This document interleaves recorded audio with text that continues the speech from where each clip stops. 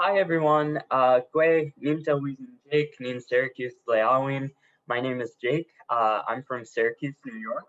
I'm a student here in my first year at UNC Chapel Hill, and I'm currently majoring in anthropology and contemporary European politics with a minor in either Russian or Spanish. My global background is I took a gap year through UNC's Global Gap Year Fellowship before coming to UNC, during which I visited Havana, Cuba, and Navajo Nation mainly, and then some other side trips to Scandinavia, Mali, Israel, and elsewhere. My languages is I speak English and Spanish, a bit of Navajo. I picked up a little. I wouldn't say I really speak it, but I'm learning. And I'm also learning Russian and Mi'kmaq right now. My other interest is music. I sing in an a cappella group, and I'm going to be in orchestra next semester. Beadwork, politics, and activism, and I love road trips, visiting national parks, that sort of thing, very much. Looks like we've got another fellow New Yorker that's here. We ended up having some teachers from all over the U.S. actually that are attending our presentations today.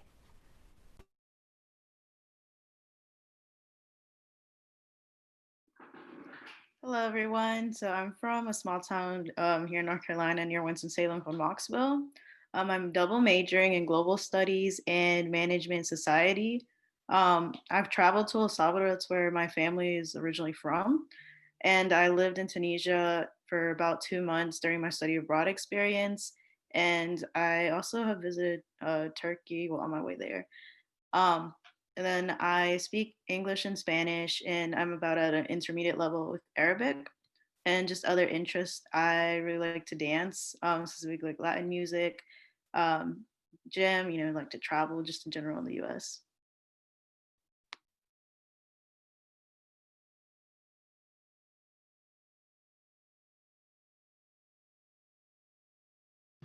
Hi, I'm Michelle and I'm from Charlotte, North Carolina. As of now, I'm a global studies major, and my travel experience includes I've just been to Peru multiple times. That's where my family is. And then I speak English and Spanish, and some of my hobbies or interests are I like to crochet and do a bunch of arts and crafts and that kind of stuff.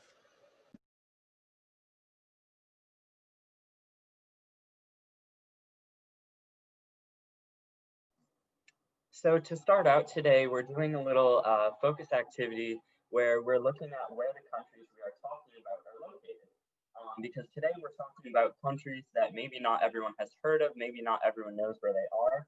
So to let everyone know, Peru is located on the Pacific coast of the South American continent. Tunisia is located there in Northern Africa. And Mi'kmaq Nation is an indigenous territory located in what is now considered Atlantic Canada, so Eastern Canada, and then a tiny bit of northern Maine in the US as well.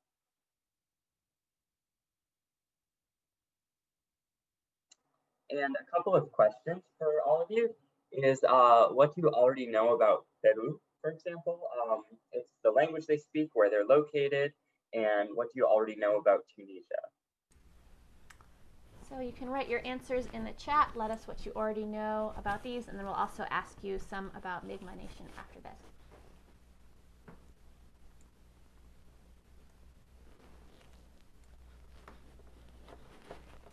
We have for Peru, they have llamas and wild guinea pigs. So know some about the animals there. Does anyone know the languages they speak in those different countries?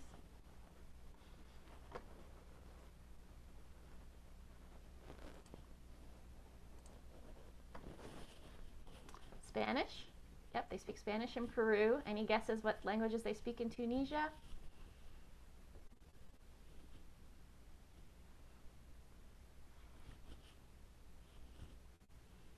Arabic?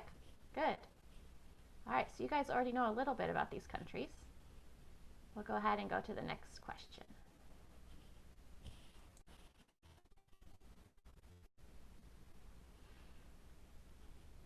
So this next slide is a little more broadly, not specifically about Mi'kmaq Nation, but Native American and Indigenous nations in the US and Canada in general. So if anyone would like to put in the chat any Native American tribe or Indigenous nation that you've heard of, whether it's in the US or Canada or in Mexico or elsewhere, perhaps some of the tribes of North Carolina. And then just looking at geography on a broader scale, what country is north of the US and what do we call indigenous people there?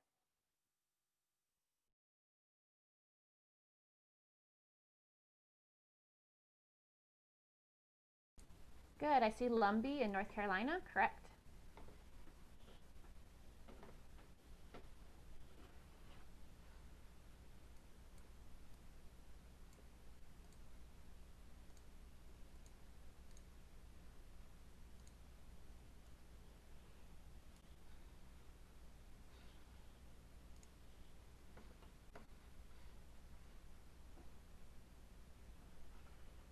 And someone said, yes, Canada is north of the US, correct.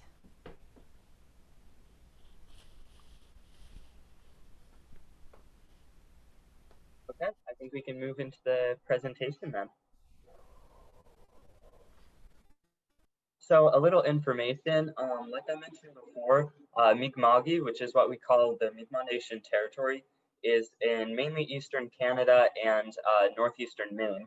So it's what is now the Canadian provinces of Nova Scotia, Prince Edward Island, New Brunswick, Newfoundland, and then the Gaspé Peninsula, which is in the province of Quebec immediately above New Brunswick.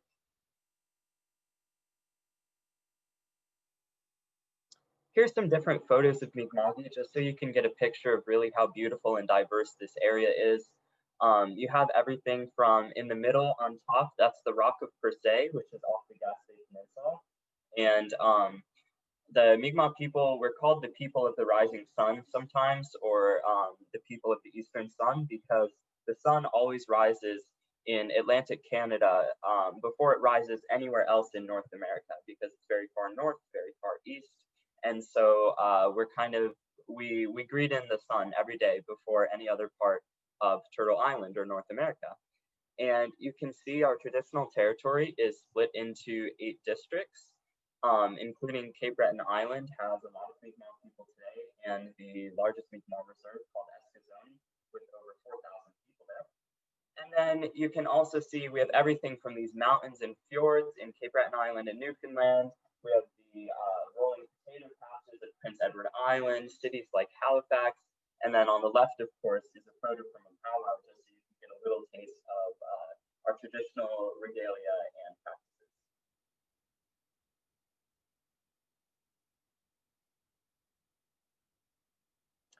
So a little information on something happening right now around our fishing rights and conflicts. So, oh, I see my microphone is cutting out.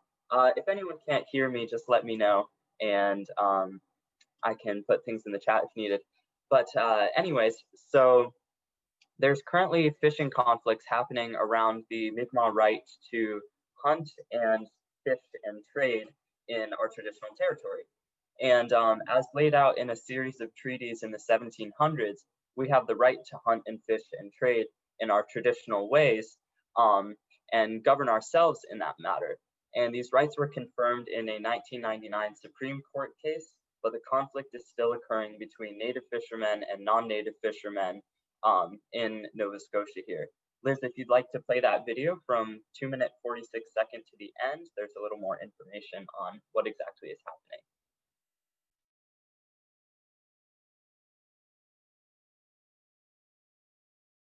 You've been covering this story stand here. You know, I think that what's really important is just, that this is not an illegal fishery, that the Mi'kmaq have a treaty right that was upheld by the Supreme Court of Canada to earn like a moderate livelihood, to make a living from the resources, so fishing, hunting, and gathering.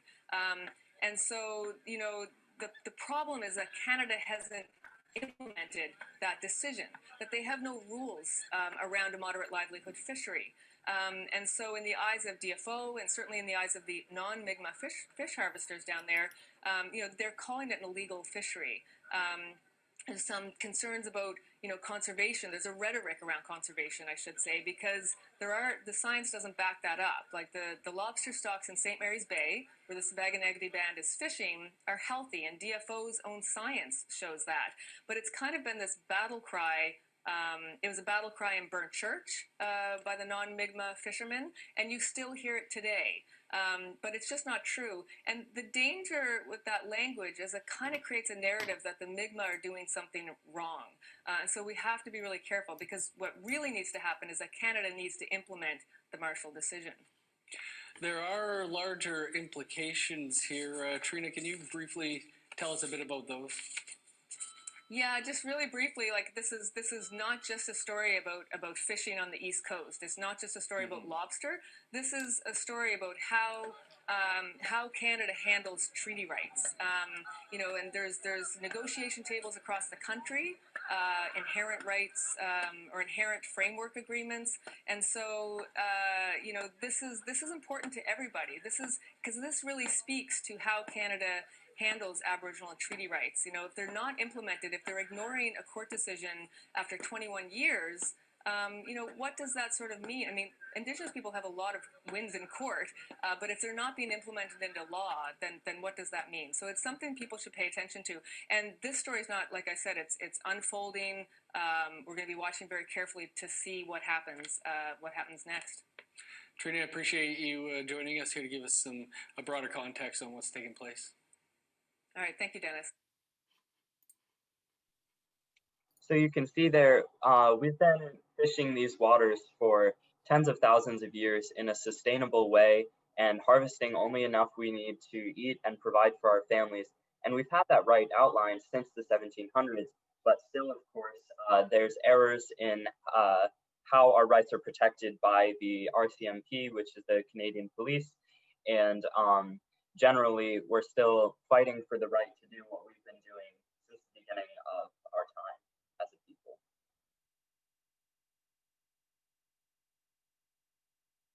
A little on education. Efforts are underway throughout Atlantic Canada to revive Mi'kmaq in reserve schools.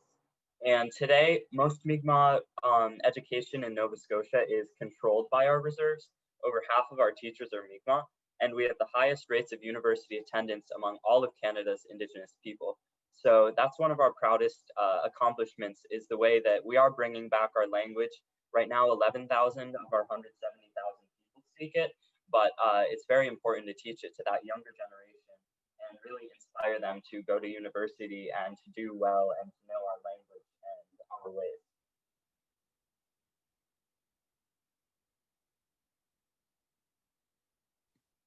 Hello, everyone. So I'll be talking about Tunisia. Okay, and so here I have a little map of the whole region. I did highlight where the red circle is where I lived for the 2 months. I lived in Sidi Bouzid, which is very close to the capital, about approximately 30 minutes from Tunis. And so I also went down to El Kef and Shabika, which is a waterfall, down to right there, and Dus Matmata and Jerba, which is near the dolphin. So I'll be showing you a little bit of pictures from those areas. Go to the next slide. And so this is Sidi Bouzid. So Sidi Bouzid is well known for its architecture, because the city is completely white and blue pretty much, and it's known for its markets. It's very close. It's a coastal city. It's very small, but definitely very vibrant. And so the population of Tunisia is approximately 2.3 million. The capital, as I mentioned, is Tunis. They speak French, Berber, Arabic, and I highlight that there's the modern standard Arabic, which is the one used for all types of communication, but then there is a dialect in Tunisia called the Tunisian or Tunisi Arabic, which is a little different, but very commonly used on daily. And then religion, predominantly Muslim. There are other religions, but they're more of a minority. And so here we're going to highlight some food. And so a common snack is dates. I'm pretty sure we have some in the US, but these are very common to find everywhere. And here on the next picture is what I ate when I was with my homestay. And so this area is pretty much heavy on Mediterranean diet. So they eat a lot of pasta, seafood too, and chicken, and since it's a Muslim country, you don't see a lot of red meat, so it's very hard to find. And Tunisia is also known for a traditional plate on the side right here. It's called couscous. And so it pretty much has something that looks similar to rice, but it's actually more grainy, and it's a very healthy dish because it has a lot of veggies, chicken. You can change the meat, I believe, but this is a very common food to find. And then there is also a sauce they use in Tunisia called Harissa. It's very traditional, very spicy as well if you enjoy spicy foods. And the last picture on the side is what is called brick. And so brick, I guess it's similar to an omelet. There's usually egg. You can have tuna in it or ham. And the harissa I was talking about is what is layered on top. And so I wanted to show y'all a common snack that's found in Tunisia. It's called a bamboloni. It's similar to a donut, but my comparison would be if you've had anything called a churro. It's similar to that, where it's it's fried, but it has sugar on top, and it's kind of a mix of both flavors. So this is a common street food, and I'm gonna show you a video of how it's made.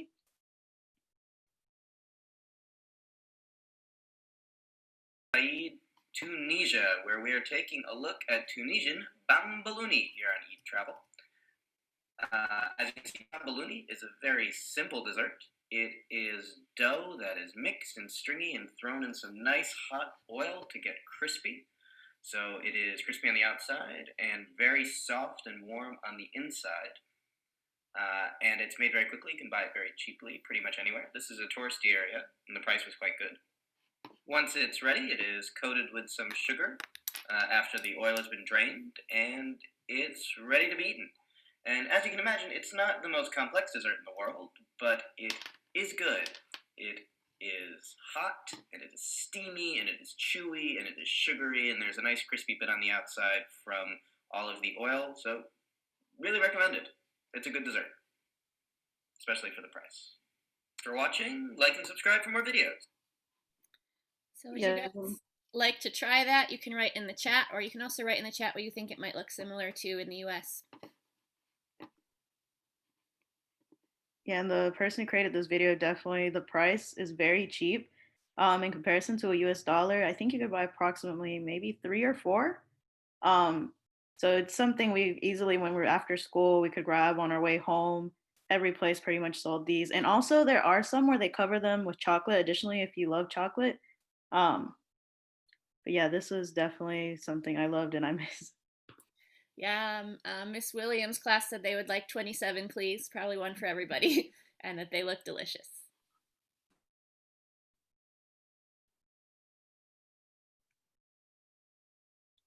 All right, and so now we'll get into currency. Living in Tunisia, it was definitely a big learning game on the currency because it is very different, especially when it comes to the coins.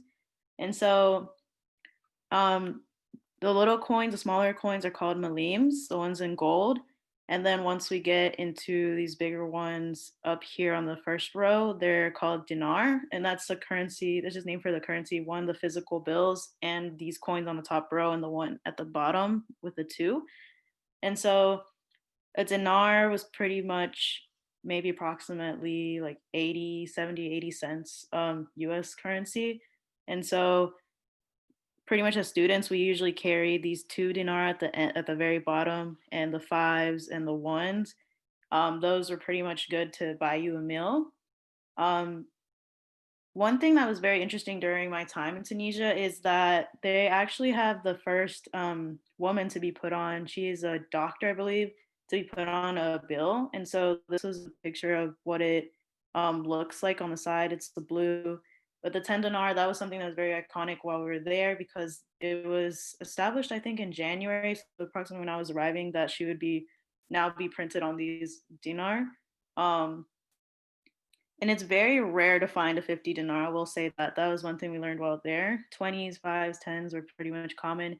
But to give you an idea, to get approximately 1 dinar with the 100 malims, they're probably, I consider them like dimes in my mindset, but 10 of those would get you 1 dinar, which is the one in the middle at the top. And 1 dinar could buy you the bamboloni could buy you a drink. You probably just needed about 6 dinar to get a full meal, which I mean, converting that over, that was probably maybe $3, $4. So it was pretty cheap to live and eat. Um, Definitely recommend Tunisia as like a place to go visit just because it is very affordable, especially once you go down south. Prices definitely go a little bit lower just because they definitely need support in the terms of tourism.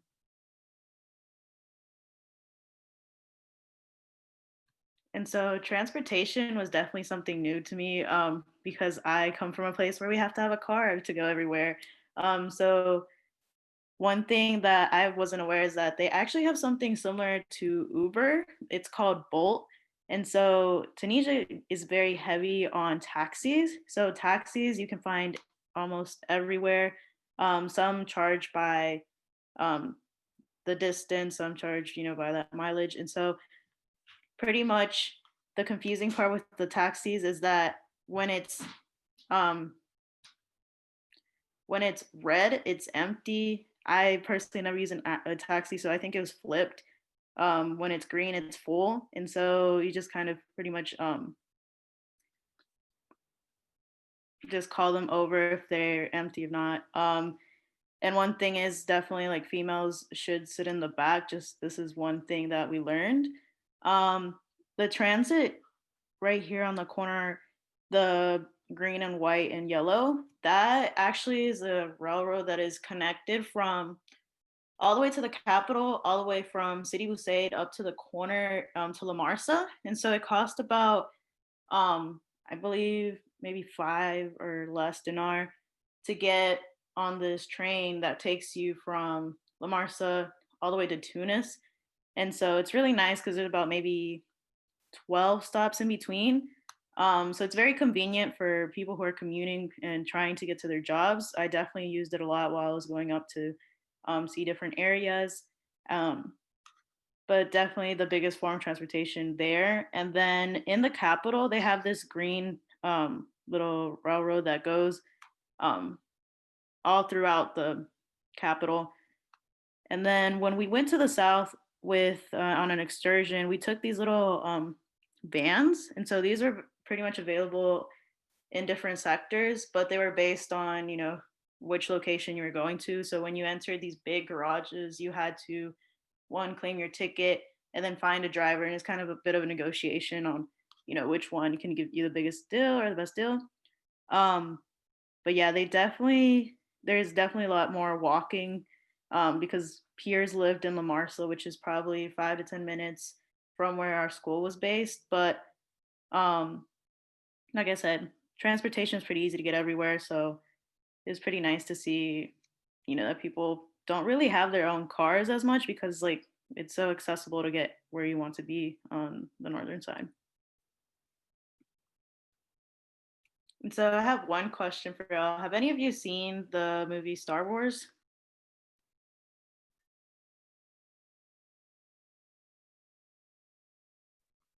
I don't know if anyone's a Star Wars fan. I see a yes. All right. I'm not personally an expert on Star Wars, but there's something interesting about Tunisia that relates to Star Wars, which we'll see in a second. So there is actually a site where one of the Star Wars movies was recorded in Tunisia. I'm not exactly sure which movie, but we got to see all 3 different sites. I got pictures of the main site over here on the left. I have more videos, but they weren't supported by our slideshow, so I couldn't insert them. But definitely it was really cool to see how, this movie that's definitely very popular here in the US was all based in Jerba, which is in the south that was showed you at the very beginning of the map. And so this was kind of where there's a little bar in the corner. It's very touristic, but definitely free to walk in there. You don't have to pay, which is very nice. Yep, we've got some other classes said they have seen it, some said they haven't, some said Baby Yoda. So got some stuff going on in the chat. Miss Barsanti says yeah.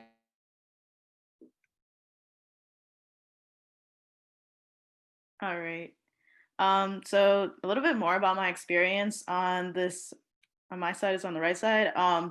This was my class. They were all pretty much students from all different universities in the U.S., mainly New York, up north, and Virginia. There are just a few from North Carolina. The one in the Burgundy was our advisor. So he was pretty much our guide and showing us all this. And here we're around Ceviche, so it's like a big mountain terrain, and pretty much it's about maybe an hour away from Algeria's border.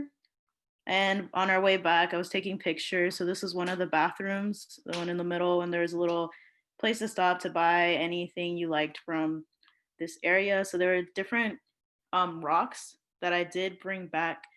They're very they're shaped very differently. That also just kind of interesting to see different texture.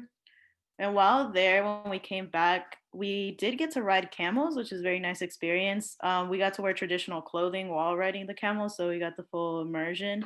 Funny story, but our camel's the one in the back who's kicking up in the air was actually fighting with my camel. So on our way there, we were just struggling to make sure the camel didn't accidentally bite her feet. But yeah, it was a great experience. And so a few more pictures just of what it looked like. So the picture here, first picture is El Gem. It's a big amphitheater pretty much that is kind of resembling architecture from Italy. I think it's exactly like the replica of it. It's a very touristy area. And then this following picture is near the city where I was showing you the Star Wars areas. And so the city is a little bit, it's pretty much a town actually. It's in the rural parts. And just seeing the different architecture there. And then this is La Marsa on the other hand side. So pretty much La Marsa is like a medium-sized city. It's well known for being also on the coast. And we're just walking through, and so this is pretty much like what it looks like on the side view. Yeah. And we did have some answers about Peru that were in YouTube that were a little bit delayed. So the Ms. Park said a lot of Peruvians still speak native languages like Quechua and Aymara, and Ms. Barsanti mentioned the Taino people, which I don't know if they have populations in Peru or not. I know they do in some other Spanish-speaking countries, but maybe Michelle can let us know. Yeah, I'm not sure about that population, but I do know that a lot of my relatives do still speak Quechua. Okay, so I'm going to be talking about Peru, and so this is just a picture of the Peruvian flag. And then these are just some fun facts about Peru. So Peru, as we went over earlier, is in South America. Its capital is called Lima, and their language is Spanish. Their religion is mainly Catholic or Christian. It's very hard to find other religions there, and they have a population of about 32 million. And historically, Peru is a third world country, but it is now considered to be a developing country. And these are just pictures of where it's located. So on the left, you can see where it is in relation to South America. It's on the west near the Pacific Ocean. And on the right, you can just see the shape of Peru in the different cities. As you can see, there's Lima, and then some more popular cities. You have like Cusco, and they're just all there. So these are just some famous landmarks that I wanted to go over with you guys. So Peru is mainly known for having one of the 7 world wonders, Machu Picchu. So that's what you see, a picture on the left. And then another landmark that not many people know about is that they have this rainbow mountain. So the different layers of the mountain have different colors, and it's really pretty to see, and it's definitely a big tourist attraction in Peru. And then Peru has many different biodiversity. So while it has mountains, it also has deserts, and it is also connected to the Amazon rainforest. So these pictures show just the sand dunes and the rivers in the Amazon.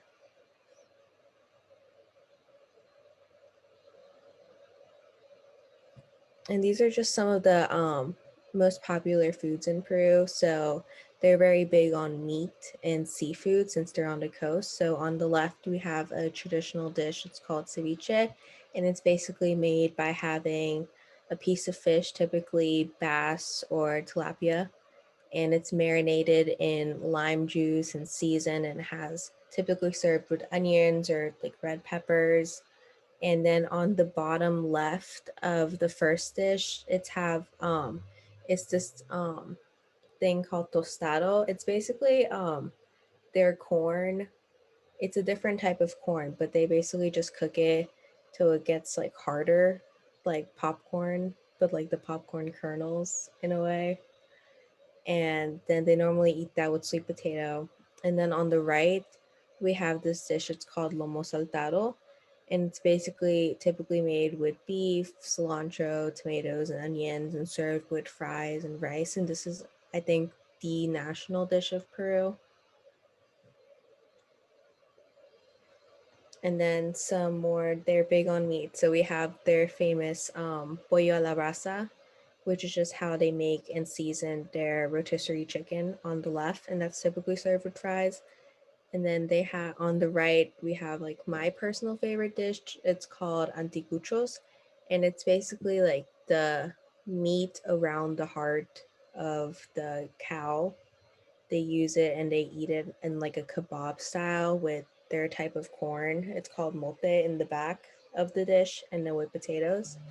And it's really good. It sounds like a weird dish, but it is really good. And this is just their type of currency. So, like in Tunisia, you can get a lot for just like one sol is what they use there. So, one sol there is approximately 28 cents. And so, normally I could be able to go like down the street to the store, and for a sol, I could get like a bag of bread with like, I think like 7 pieces of bread in it. So, everything there is also really cheap. People normally carry around coins or dollar bills. Something I found really interesting there is that they have like half a cent. So instead of having like pennies, dimes, and nickels, they just have half a cent. So I thought that was pretty cool. And yeah. And then for transportation, while they do have taxis, buses, and most people walk there, something I found really interesting is just how bad their traffic is. So like as you can see in the picture, there's a bus that's just in the middle of two sides, and that's exactly how it is in Peru.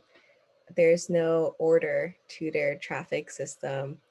It's just people are normally walking in the middle. Like on the left, you would normally see people walking in between the cars, crossing the street. So they don't have a lot of traffic laws, and it's very chaotic. But they do have less accidents than in the US somehow. So that I thought that was really interesting. And then on the right there's a bus that has like 2 stories, which is really commonly used. So normally people sit at the top level of the bus. It's normally for tourist attractions, but it is really pretty and nice to be able to sit at the top of the bus and just ride around town.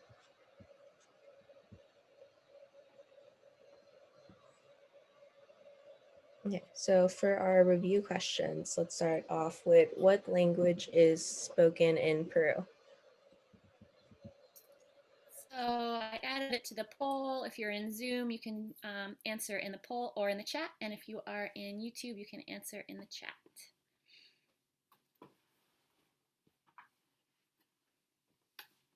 And thank you. Jake had mentioned that the Taino are mainly from Cuba, Dominican Republic, and Puerto Rico. I knew they Dominican Republic and Puerto Rico. Thank you.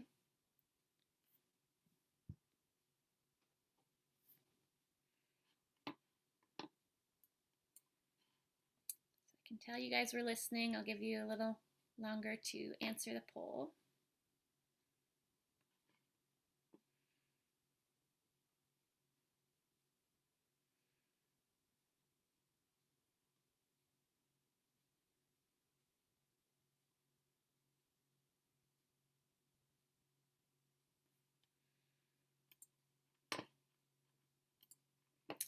So correct. Spanish is the language the official language spoken in Peru, but there are also other languages spoken there as well.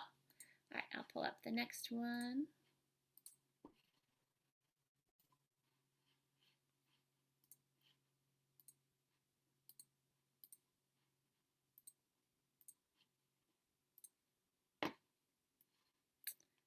So the next question, where is the Mi'kmaq Nation territory located? So Montana, Atlantic Canada, or Alaska? So again, you can use the chat or you can answer the poll. And Miss Barsanti's class is here, who we know.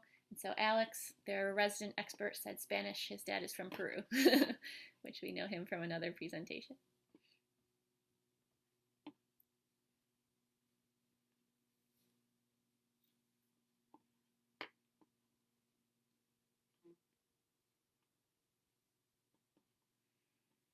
Maybe about 20 more seconds to answer the poll or type in the chat.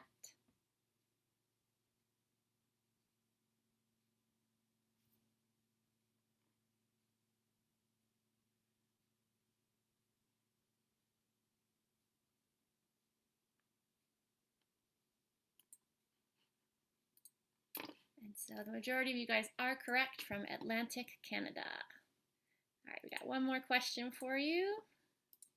Pull it up.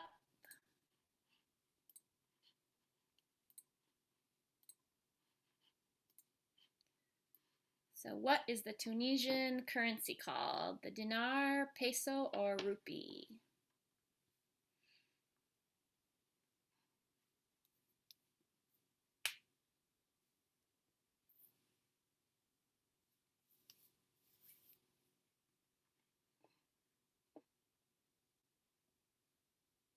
You guys remembered a lot.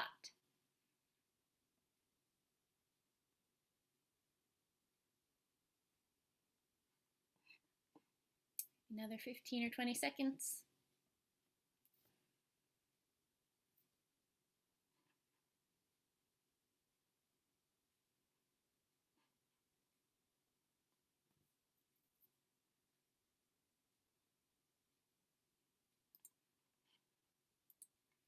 All right, everybody got this one. Dinar, good job. All right, now we're going to open up for some question and answer. So you guys can ask any questions about the presentation. You can ask any questions about these different countries or cultures. They don't have to be anything that we mentioned in the presentation. Or you can ask questions about study abroad or going abroad for these students that have gone abroad. Or you can ask questions about being a student at UNC. So really, lots of different questions. You can type them in the chat or use the Q&A function. So I'll stop my share screen so that I can see the Q&A and you can see our presenters a little bit more clearly. I could teach a few little Tunisian words that I learned if you would like. So something we said a lot because we learned this word was akahau. Akahau means that's it. And sometimes we didn't understand that those first few days because the teacher would be like, akahau. And instead of saying, I'm pretty sure people hear salam being used. So a version in Tunisia, when you're greeted, use asalema. So you just put a AS at the beginning, but asalema, very mixed with French. So every time I can think of it, but it's pretty much like ça va. So everyone pretty much like ça va, and then the whole très bien, or you could just say, you're fine, pretty much, is very common. So that was one thing that I was shocked when I went in. So definitely a lot of mix there. Menus also mixed with French, Arabic. But yeah, everyone spoke French pretty probably, and that's just something I didn't know when I was walking into this new country. Should have brought me with you, Sammie. Could have been your French translator. And while we're waiting for question, Michelle and Sammie and Jake, if there's any other facts that you want to share or any other tidbits or information about your experiences abroad or with other countries or cultures, feel free to share.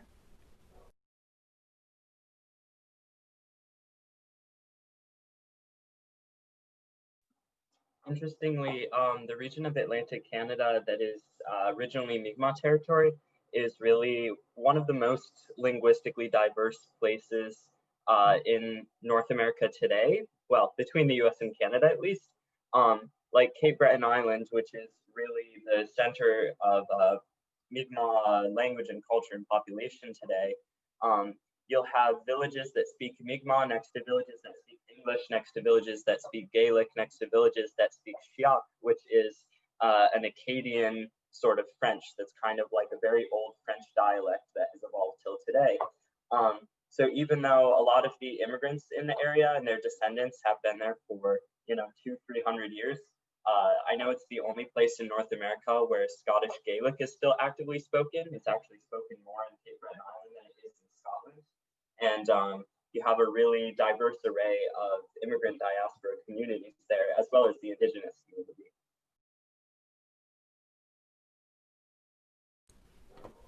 That's really interesting.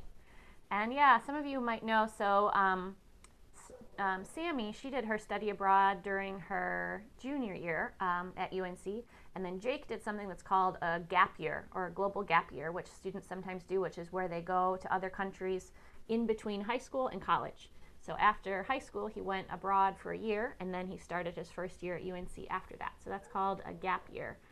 So if some of you want to go abroad in the future, those are two different ways you can, either during your regular semester or before you start college.